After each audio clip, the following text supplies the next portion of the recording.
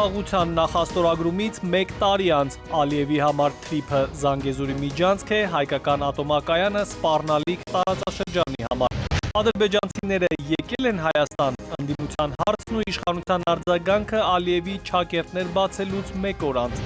Եվրոպան խոսում է ռուսական նավերի առգրավման մասին, Մոսկվան զգուշացնում, պատասխանը համարժեք կլինի։ Ռուսաստանը պատրաստվում է արդյոք համընդհանուր զորահավաքի, հայտարարություն Կիևից։ Քաղաքական հայացքների համար քանի հոգի է հայտնվել ճաղերից այն կողմ, իրավապաշտպանների ահազանգն ու Հայաքվեի ակցիան։ Որոնք են աճող ճանապարհատրանսպորտային պատահարների իրական պատճառները, մեքենաների թիվը թե վարորդների անզգուշությունը։ Հայաստանի զինուժը դեռ չի անցել նոր համազգեստին, պարզաբանում պաշտպանության նախարարությունից։ Եվ 120 երկրի պայքարում Հայաստանը 5-րդն է արհեստական բանականության օլիմպիադայում։ Բարի երեկո, արգելի հեռուստադիտող, Արմենիա ուղիղ եթերում ժամի գլխավոր թողարկումն է։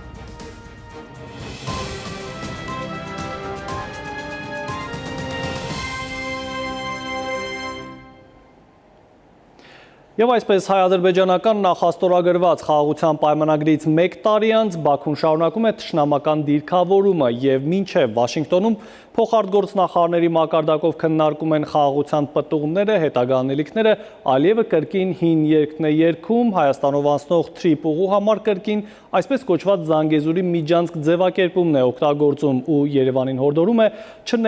չնեղվել կապիտուլյացիա բառից։ Ավելին այս անգամ Ալիևի մտքերը ավելի հեռու են գնացել, նա խոսել է հայկական ատոմակայանից այն սպառնալիք համարել ու առաջարկել դիտարկել ադրբեջանական էներգետիկ այլընտրանքը։ Ժամի անդրադարձ։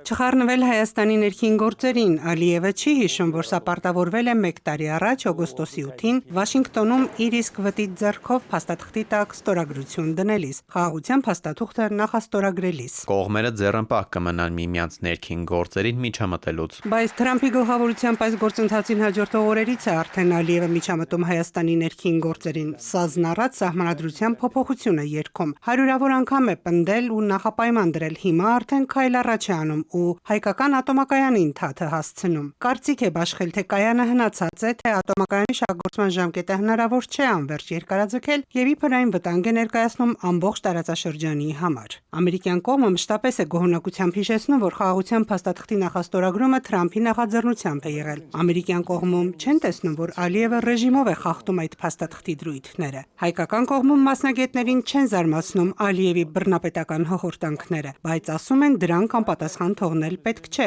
նա ավելի առաջ կգնա։ Հայկական կողմը ինքը չի հասցեագրում այն բոլոր հայտարարությունները, տեքստերը, որոնք գալիս են Ադրբեջանից եւ որոնք չեն համապատասխանում հռչակված խաղաղության տարին ու ոգուն։ Հիմա դիվանագետ է ուղարկում Վաշինգտոն այդ փաստաթղթի ստորագրման 1-ամյակի եռակողմ հանդիպմանն ու զուգահեռաբար հիշում 2020-ի նոյեմբերի 9-ի մոսկովյան փաստաթուղթը։ Այնքան է ակլորացել, որ կապիտուլյացիա տերմինն է օգտագործում ու հայրին կոչ անում չնեղանալ այդ տերմինից։ 2020 թվականի Ղարաբաղյան պատերազմի ավարտի կապակցությամբ Ադրբեջանի նախագահի, Ռուսաստանի նախագահի և Հայաստանի վարչապետի կողմից ստորագրվեց եռակողմ հայտարարություն։ Իրականում Հայաստանի համար դա կապիտուլյացիայի ակտ էր, քանի որ Հայաստանը հանձնվեց։ Աղդամի, Քելբաջարի և Լաչինի շրջանները մեզ վերադարձվեցին առանց որևէ կրակոցի։ Բնականաբար, Հայաստանը դա կամավոր չի արել, մենք նրան հարկադրեցինք։ Եթե պատերազմի պայմաններում դու ինչ-որ մեկին ստիպում ես ինչ-որ բան անել, դա նշանակում է, որ այդ կողմը կապիտուլյացիայի է ենթարկվել։ Այսինքն,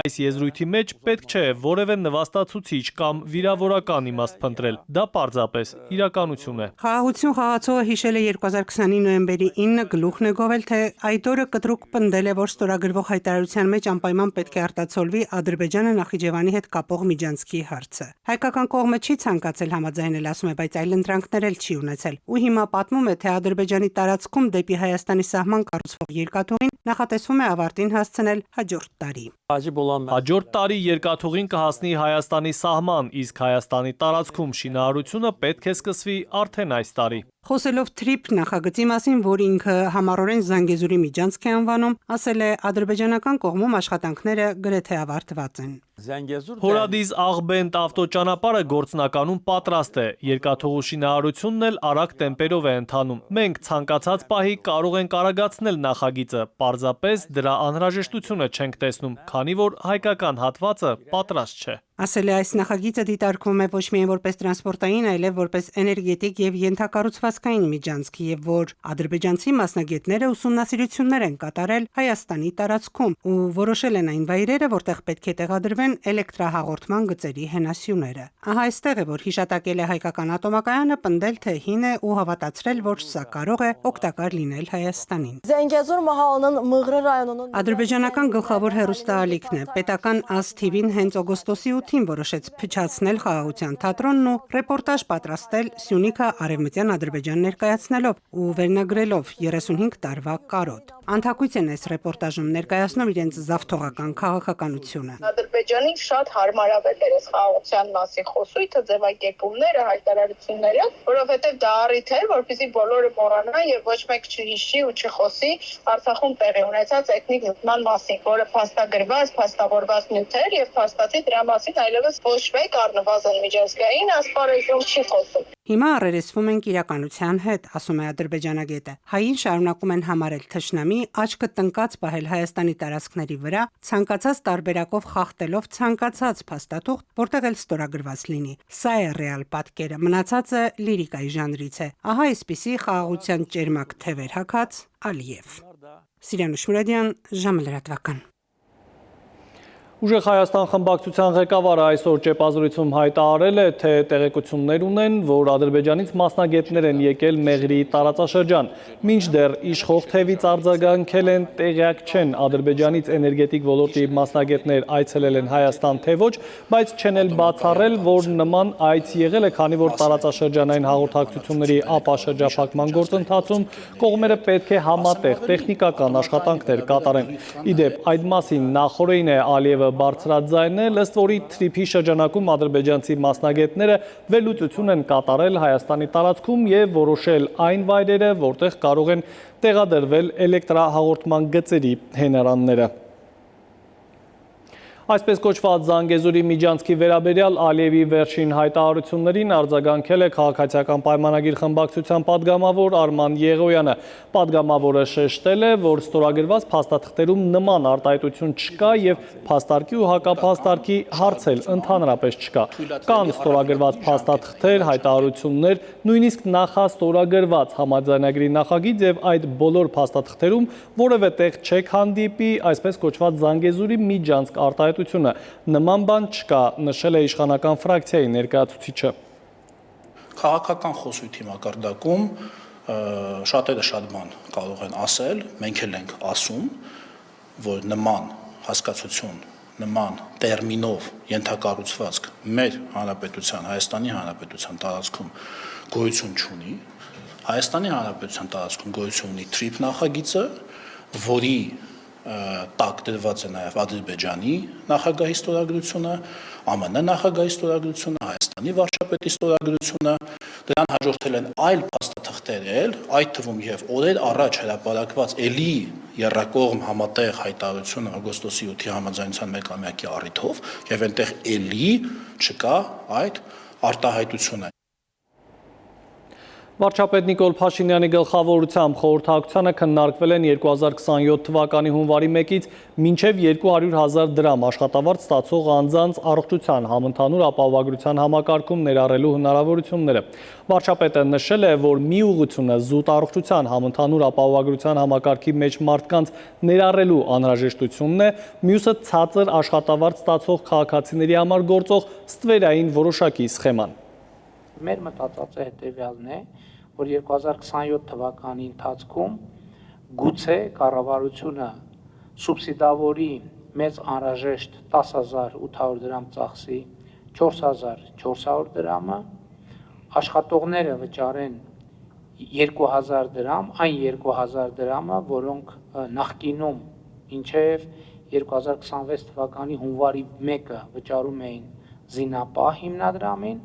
եւ պակասող 4,400 դրամ հատվածը վճարեն գործատուները։ Վարչապետ Նիկոլ Փաշինյանն ի դեպ այսօր հեռախոսազրույց է ունեցել Ուկրաինայի նախագահ Վոլոդիմիր Զելենսկու հետ։ Կառավարությունից հայտնում են, որ զրուցակիցները քննարկել են Հայաստան-Ուկրաինայի երկկողմ փոխգործակցությանը վերաբերող հարցեր, մտքեր փոխանակել տարածաշրջանային եւ գլոբալ զարգացումների շուրջ, ընդգծելով կայուն եւ տևական խաղաղության առաջմղման կարեւորությունը։ Իսկ առջևում թողարկման երկրորդ հատվածն է, կվերադառնանք րոպեներ անց։ Եվրոպան խոսում է ռուսական նավերի առգրավման մասին, Մոսկվան զգուշացնում, պատասխանը համարժեք կլինի։ Ռուսաստանը պատրաստվում է արդյոք համընդհանուր զորահավաքի, հայտարարություն Կիևից։ Քաղաքական հայացքների համար քանի հոգի է հայտնվել ճաղերից այն կողմ, իրավապաշտպանների ահազանգն ու հայաքվեի ակցիան։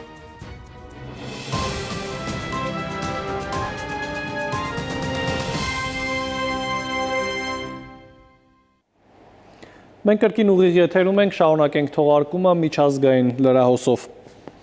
Վրաստանի վարչապետ Իրակլի Կոբախիձեն Թբիլիսիում հրավիրված ասուլիսի ժամանակ փորձել է լրատվամիջոցների ներկայացուցիչներին դիվանագիտական այբուբեն սովորեցնել կոնկրետ օրինակով։ Նա հրաժարվել է Ռուսաստանը թշնամի պետություն որակել։ Վրաստանի վարչապետի պնդմամբ նախկին իշխանությունների ներկայացուցիչների նման քայլերն են հանգեցրել 2008 թվականի օգոստոսյան պատերազմին։ Այլ պետությանը հրապարակավ թշնամի անվանելը հեռետորական հնարք լինել չի կարող։ Դրան հետևում են կոնկրետ արտաքին քաղաքական հետևանքները։ Ռուսաստանի հետ հարաբերությունների խաղաղ կարգավորումը մեր առաջնահերթությունների թվում է։ Հուսով ենք, որ դա հնարավոր կդառնա քաղաքական փոփոխությունների շնորհիվ։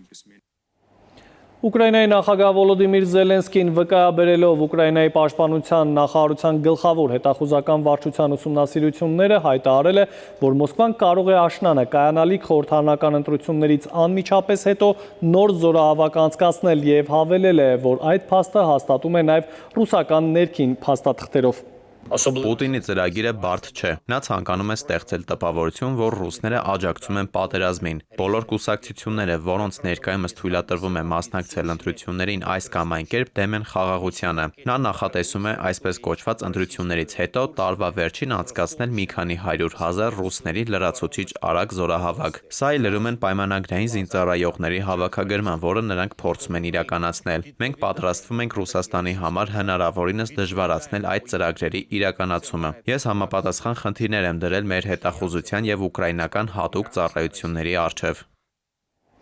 Ռուսական զինուժը գիշերը Զապորոժիայի վրա իրականացված հարձակման ընթացքում հյուսիսկորեական արտադրության բալիստիկ հրթիռներ է կիրառել։ Հրթիռակոծության ընթացքում 6 մարդ է զոհվել, 19 վիրավորվել։ Ուկրաինայի նախագահ Զելենսկու տեղեկացմամբ Հյուսիսային Կորեայից ստացած պարազինությունից բացի Զապորոժիայի դեմ հարձակման ընթացքում ռուսական կողմը նաև հեռակառավարվող ավիացիոն ռումբեր եւ ցիրկոն տեսակի հրթիռներ է կիրառել։ ԱՄՆ փոխնախագահ Ջեյ Վենսի առաջարկից հետո Ուկրաինան դադարեցրել է Նովորոսիյսկում գտնվող Կասպյան խողովակաշարի կոնսորցիումի տերմինալն օգտագործող լցանավերի վրա հարվածները, հաղորդում է Financial Times-ը։ Պարբերականը գրում է, որ Կիևը համաձայնել է չհարվածել այն նավերին, որոնք չեն պատկանում Ռուսաստանին։ Կրեմլի արձագանքը չի ուշացել, այդ քայլը որակելով որպես ծովահենություն եւ ավազակություն Ռուսաստանի նախագահը զգուշացրել է, որ կարգրավեն եվրոպական երկրներին պատկանող նավերը ի պատասխան ռուսական նավատորմի նավերից արգրավված բեռները վաճառելու ծրագրերին։ Առաջին անգամ մեր երկրում քրեակատարողական հիմնարկներում պատիժը կրող անձանց թիվը ավելի է, քան կալանավորվածներինը։ Հայտարարությունն այսօր խորհրդարանում հնչեցրել է պետաիրավական հանձնաժողովի նախագահի իշխանական տեխնատուն։ Իսկ քաղաքական հայացքների համար ազատությունից զրկված քանի քաղաքացի ունենք այսօր, հարցնում են իրավապաշտպանները, մատնացույց անում ճաղերի ետևում գտնվող Չալաբյանի գործը։ Խոսափողից կախված ձեռնաշղթաները խորհրդանշական են Հայաքվե ազգային քաղաքացիական միավորումն այս խոսափողը հանրային գործիչ Ավետիք Չալաբյանի համար է առանձնացրել, բայց այն լուր կմնա Չալաբյանը կալանավորված է, ուրեմն մեր երկրում շղթայված է նաև խոսքի ազատությունը ըստ Հայաքվեի։ Այստեղ կարող էր լինել Ավետիք Չալաբյանը եւ այս խոսափողով խոսել, սակայն Ավետիքը այսօր քանի որ կալանավորված է, այս միկրոֆոնը փակ է եւ սա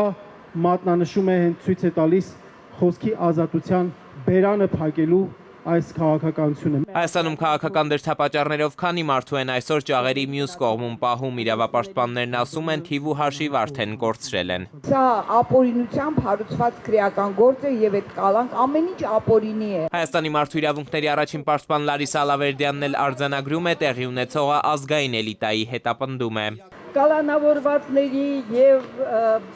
քաղաքական դրդապատճառներով հետապնդվող անձանց միջին հաշվով կրթական մակարդակը շատ բարձրացել է։ Մենք այսքան բարձրագույն կրթությամբ, այսքան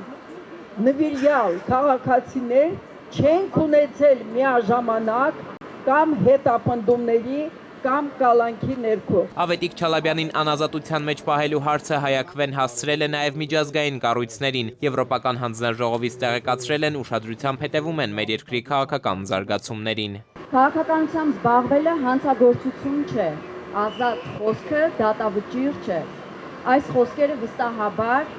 վերագրելի են ավետիքին։ Խորհրդանշական խոսափող ձեռնաշղթաներով մեկնարկած ակցիան Հայաքվեն ամփոփեց նույն սկզբունքով, այս դեպքում ազատվելով դրանցից։ Ազատություն Ավետիք Չալաբյանին։ Էդվարդ Պողոսյան, Անդրանիկ Ներկարարյան, ժամը լրատվական։ Այժմ այն մասին, ինչ ենք պատմելու թողարկման երրորդ հատվածում։ Որոնք են աճող ճանապարհատրանսպորտային պատահարների իրական պատճառները, մեքենաների թիվը, թե վարորդների անզգուշությունը։ Հայաստանի զինուժը դեռ չի անցել նոր համազգեստին, պարզաբանում պաշտպանության նախարարությունից, և 120 երկրի պայքարում Հայաստանը 5-րդն է արհեստական բանականության օլիմպիադայում։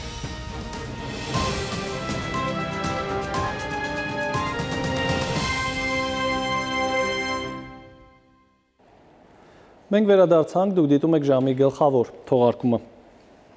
Գիշերը հատկապես անձրևից հետո թաց ասֆալտին մեքենա վարելը մեծ փորձառություն է պահանջում, իսկ եթե դրան գումարվում է ճանապարհի գծանշանների բացակայությունը, խնդիրը ավելի է բարդանում վարորդի համար, երբ լավ տեսանելի չէ ոչ միայն ճանապարհը, այլև հանդիպակաց երթևեկող մեքենան, ինչն էլ կարող է հանգեցնել նաև ճանապարհատրանսպորտային պատահարների։ Եվ այսպես, որոնք են մեր երկրում աճող ճանապարհատրանսպորտային պատահարների ավելացման իրական պատճառները, օր-օրի ավելացող մեքենաները, թե այլ պատճառներ էլ կան, Դավիթ Թադևոսյանն է պատմում։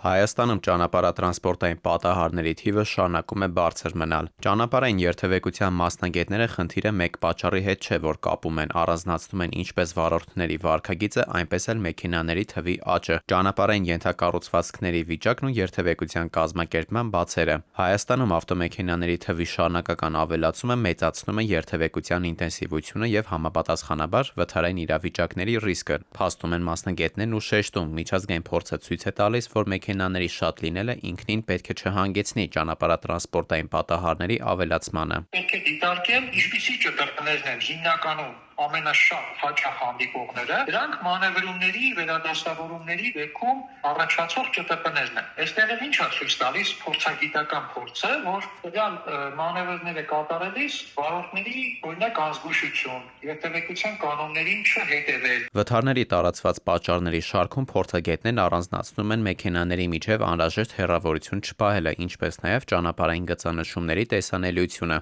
Այս դեպքում ըստ նրանց միայն տուգանքներով խնդիրը լուծել հնարավոր չէ, անհրաժեշտ է միաժամանակ բարձրացնել վարորդական կարգապահությունը եւ բարելավել ճանապարհային միջավայրը։ Մասնագետները օրինակ են բերում միջազգային փորձը, երկրներ կան, որտեղ կիրառվում են հատուկ լուսանդրադարձնող նյութերով գծանշումներ, որոնք առավել տեսանելի են հատկապես գիշերը եւ եղանակային անբարենպաստ պայմաններում։ Ըստ նրանց նման լուծումների ավելի լայն կիրառումը Հայաստանում եւս կարող է նպաստել երթևեկության անվտանգության բարձրացմանը։ Օրինակ վերցրել ենք Ավստրալիայի փորձը, ինքը ֆոսֆորային ներք է, մեքենան ընթանում է բարիս ուղիղ իմաստով, մթության ճանապարհահատվածով, ոչ մի ճանապարհային լույս առկա չէ։ Եվ այդ ֆոսֆորային ներկայացուցիքը գիշերային ժամին այնպես է անդրադարձնում։ Մեքենայի լույսերն էլ որ ընկնում է, համ ճանապարհն է լուսավորում այսպես որոշակի չափով, համ այնքան արտահայտիչ է դարձնում այդ գծանշումից, որ այդտեղ ուղղակի անհնարին է վարորդը մոլորվի, գնա մտնի կողնակ կանգնած մեքենայի, ասի ես չէի տեսել։ Միջազգային փորձից առանձնացվում է նաև սկսնակ վարորդի կարգավիճակը։ Եվրոպական երկրներում նոր վարորդական իրավունք ստացած անձանց համար որոշակի ժամանակահատվածում գործում են լրացուցիչ սահմանափակումներ կամ ավելի խիստ պահանջներ։ Նպատակը վարորդական առաջին տարիներին, երբ փորձը դեռ սահմանափակ է, ռիսկային վարքագիծը նվազեցնելն է։ Մասնագետները ուշադրություն են հրավիրում նաև տաքսի ծառայությունների ոլորտի վրա։ Կան վարորդներ, որոնք հիմնական աշխատանքային օրվանից հետո լրացուցիչ զբաղվում են ուղևորափոխադրմամբ, իսկ երկարատև աշխատանքն ու հոգնածությունը կարող են նվազեցնել վարորդի ուշադրությունն ու արձագանքման արագությունը, մեծացնելով վթարի հավանականությունը։ Տաքսի երթևեկությունը ընդհանրապես կարգավորված չի։ Այսօր ցանկացած մարդ կարող է դրանց եկել, երբ ցանկանաս։ Ու շատերը աշխատում են իրենց 8 ժամը ինչ-որ միտեղ եւ հետո օգտագործում որպես տաքսի մեքենան։ Այսինքն մարդը արդեն հոգնած է։ Փորձագետների գնահատմամբ տարբեր գերատեսչություններ ճանապարհային անվտանգության ուղղությամբ աշխատանքներ իրականացնում են, սակայն հիմնական խնդիրը միասնական եւ համակարգված մոտեցման պակասն է։ ՃՏՊ-ների նվազեցումը ըստ նրանց պահանջում է ոչ թե մեկ առանձին միջոցառում, այլ փոխկապակցված համակարգ, անվտանգ ենթակառուցվածքից ու վերահսկողությունից մինչև վարորդների եւ հետիոտների կրթություն։ Դավիթ Թադևոսյան, ժամը լրատվական։ Այսօր իրական կյանքում անվտանգ լինելը նույնքան կարևոր է, որքան թվային աշխարհում։ Մեկ անզգուշ քայլ կամ չպաշտպանված թվային հաշիվ ու հաշված րոպեների ընթացքում կարող են դատարկել դրամապանակդ։ Հենց այդ պատճառով Ucom-ն ու Microsoft ինովացիոն կենտրոնը կիբերանվտանգության ծրագիր են իրականացրել պատանիների համար, որտեղ սովորեցնում են ոչ միայն ճանաչել թվային սպառնալիքները, այլև օգնում են դրանք կանխելու ուղիներ որոնել։ Microsoft ինովացիոն կենտրոնի կողմից իրականացվող կիբերանվտանգության կրթական ծրագիր դպրոցականների համար դասընթացը Ucom-ի աջակցությամբ ամփոփվում է մրցույթով, որին մասնակցում է 61 շրջանավարտ, ովքեր ընդգրկված են 19 թիմերում։ Նրանք մրցում են լուծելով տարբեր բարդության առաջադրանքներ, որոնք ընդգրկում են կիբերանվտանգության հիմնարար թեմաները։ Մրցույթի առաջադրանքները մշակված են իրականությանը մոտ սցենարների հիման վրա։ Այն ծրագրի մասնակիցներին հնարավորություն է տալիս գործնականում կիրառել դասընթացից ձեռք բերած գիտելիքներն ու հմտությունները։ Ucom-ը կարևորում է այս ծրագիրը, որովհետև ինքը տեսնում է, թե այս երեխեքի աչքի մեջ ինչպիսի փայլ կա։ Եվ այս երեխեքը, այս սերունդը, որ մենք այսօր տեսնում ենք, ինքը ավելի ճկուն է մտածելակերպով, ավելի պատրաստական է, պետք է աշխատենք երեխեքի վրա, որովհետև երեխեքի վրա սկսնակ տարիներին պետք է աշխատանք տարվի ու իրենց սովորացնել, թե ինչ է կիբերանվտանգությունը, ինչն է վտանգը, ինչ է լինել անվտանգ եւ որ աշխատում ենք ինչ-որ մի թվային միջավայրում։ Ծրագրի բոլոր մասնակիցներին հանձնվեցին մասնակցության հավաստագրեր եւ խրախուսական մրցանակներ։ Ucom-ը որպես մասնավոր ընկերություն միշտ աջակցել է հենց կիբերանվտանգության ոլորտը, շատ ոգևորիչ է դա։ Այսինքն նաեւ կարեւոր է այն, որ իրենք որպես ընկերություն բաց են երիտասարդներ ընդունելու, այսինքն ոչ միայն իրենք որ օգնում են, դա նաև նշանակում է, որ իրենք պատրաստ են այդ մասնագետներին հետագայում իրենց մոտ ընդունելու, այսինքն այդ աշխատանքի ընդունվելու հարցն են ինչ-որ ձևով լուծում։ Ucom-ի աջակցությամբ իրականացված ծրագրին մասնակցել են 14-ից 17 տարեկան դպրոցականները։ Դասընթացի մասնակիցները ծանոթացել են ժամանակակից թվային սպառնալիքներին, սովորել դրանցից պաշտպանվելու հիմնական գործիքներն ու սկզբունքները։ Այս դասընթացից հետո արդեն հասկանում ես, որքան խորություն կա այդ ամեն ինչի մեջ, որքան պիտի տվյալների հետ ավելի ապահով զգույշ վարվես։ Ավելի ամրապնդեցի իմ գիտելիքները ու ավելի հմտացա ոլորտի մեջ։ Այս նախաձեռնությունը դարձավ Ucom-ի եւ Microsoft ինովացիոն կենտրոնի համագործակցության հերթական քայլը, նպաստելով Հայաստանում երիտասարդների թվային գրագիտության բարձրացմանն ու տեխնոլոգիական կարողությունների զարգացմանը։ Էդուարդ Պողոսյան, ժամը լրատվական։ Լավ նորություն կա վարորդների համար, օգոստոսի 14-ից կբացվի Կիևյան կամրջի երթևեկությունը, կվերականգնվեն նախկին կարգավորումները կամրջի հարակից տարածքում, իսկ 120 երկրի պայքարում մեր աշակերտները 5-րդն են արհեստական բանականության միջազգային օլիմպիադայում։ Այս եւ օրվա այլ կարևորը հաջորդ թիվ 1 տեսաշարում։ Օգոստոսի 14-ից Կիևյան կամրջով երթևեկությունը կվերականգնվի եւ կամրջի հարակից ճանապարհահատվածներում կգործեն երթևեկության կազմակերպման նախկին կարգավորումները, փոխանցում է Երևանի քաղաքապետարանը։ Երթևեկելի հատվածի բացումից հետո կշարունակվեն կամրջի հիմնանորոգման մնացած աշխատանքները, կիրականացվեն հենարանների վնասված հատվածների մաքրում, քայքայված ամրանների մշակում, կամարային հատվածի վերականգնում եւ այլ աշխատանքներ։ Հայաստանը շարունակում է մնալ սիրված ուղղություն ռուս զբոսաշրջիկների շրջանում 10-ին այս մասին հայտնել է Ռուսաստանի տուրիստական գործակալությունների դաշինքի փոխնախագահ Ալեքսան Մկրտչյանը։ Ընդհանուր առմամբ 2026 թվականի առաջին կիսամյակում Հայաստան է այցելել 2025 թվականի նույն ժամանակահատվածի համեմատ 23.3%-ով ավելի շատ ռուսաստանցի։ Հայաստանի զինված ուժերը դեռ ամբողջությամբ չեն անցել նոր համազգեստի։ Պաշտպանության նախարարությունից պարզաբանել են, որ փորձնական խմբաքանակները տրամադրվել են տարբեր ստորաբաժանումների զինծառայողների, այդ թվում ժամկետայինների եւ բարձրագույն սպայակազմի։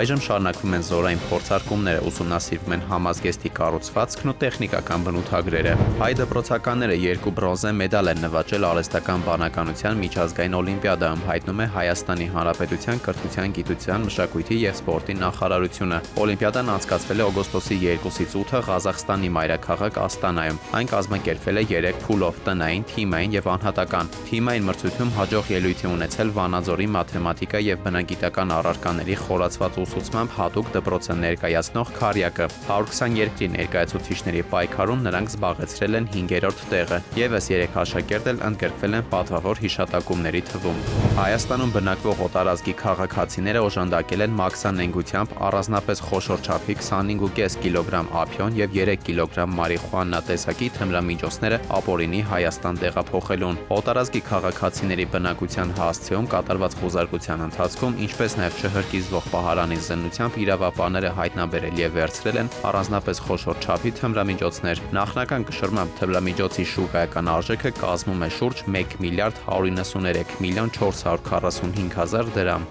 Դավիթ Թադևոսյան, ժամը լրատվական։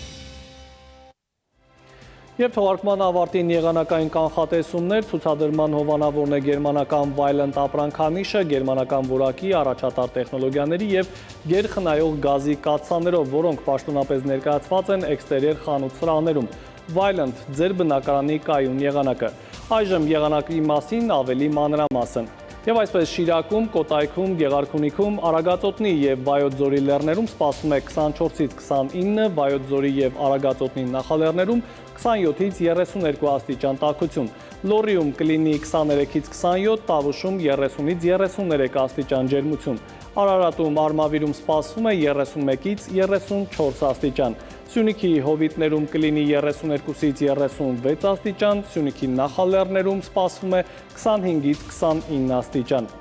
Մայրաքաղաք Երևանում այս գիշեր սպասվում է 20-ից 22, ցերեկը կլինի 31-ից 33, իսկ երեկոյան ժամերին 26-ից 28 աստիճան ջերմություն։ Այսքանով ավարտված է ժամի գլխավոր թողարկումը, խաղաղ գիշեր եմ մաղթում։